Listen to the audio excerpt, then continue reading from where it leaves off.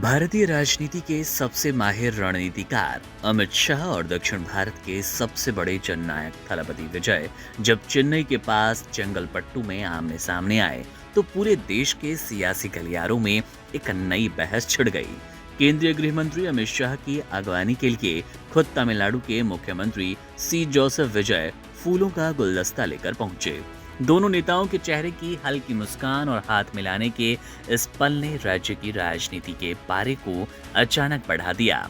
ये सिर्फ एक शिष्टाचार मुलाकात नहीं थी, बल्कि दक्षिण भारत के पावर कॉरिडोर में आया एक बड़ा मोड़ है।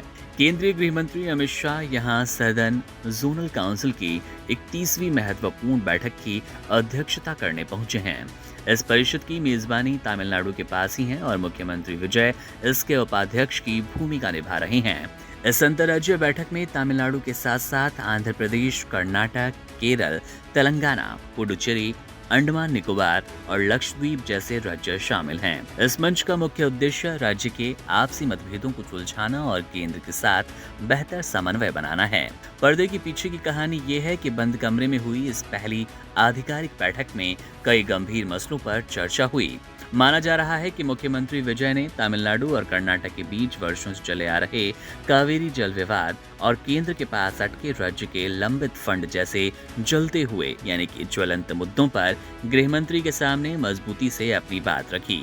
बड़े पर्दे के सुपरहिट हीरो से लेकर राज्य की सत्ता संभालने तक विजय का ये सफर बेहद रोमांचक रहा और ये मुलाकात उनके राजनीतिक कद के लिए एक बड़ी परीक्षा है। अमित शाह का ये तमिलनाडु दौरा बेहद व्यस्त है। बैठक खत्म करने के बाद वे महाबलीपुरम के ऐतिहासिक शोर मंदिर में पूजा अर्चना करेंगे और उसके बाद सीधे पश्चिम बंगाल की सिलीगुड़ी के लिए रवाना होंगे, जहां वे सीमा सुरक्षा से जुड़ी कई बड़ी परियोजनाओं की आधारशिला रखने वाले हैं। लेकिन पूरे देश का ध्यान सिर्फ एक उस तस्वीर पर टिका है जिसमें अमित शाह और विजय एक साथ हैं। दक्षिण की राजनीति में इस नई केमिस्ट्री के क्या मायने होंगे ये तो वक्त बताएगा, लेकिन थलपति विजय और अमित शाह की इस मुलाकात ने ये साफ कर दिया कि तमिलनाडु की सियासत अब एक नए दौर में प्रवेश कर चुकी है, जहां पर वार्ता, बातचीत, एक सफल बातचीत आपको देखने को मिलती रहेगी।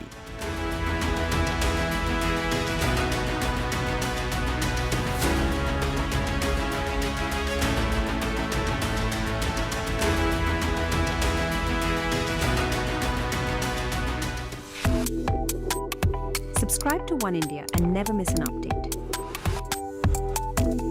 Download the One India app now.